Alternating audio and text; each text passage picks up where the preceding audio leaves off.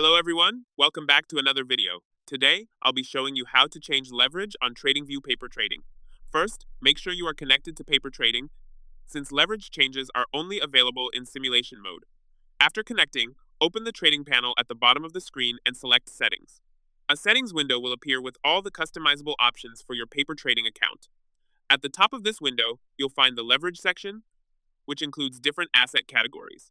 You can adjust leverage for stocks, futures, forex, crypto, and more by using the drop-down menus next to each option.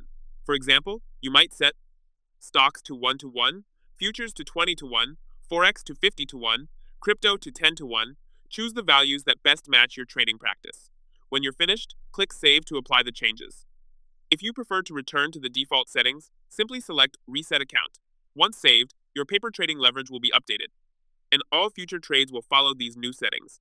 If you found this video helpful, don't forget to like and subscribe. Thanks for watching.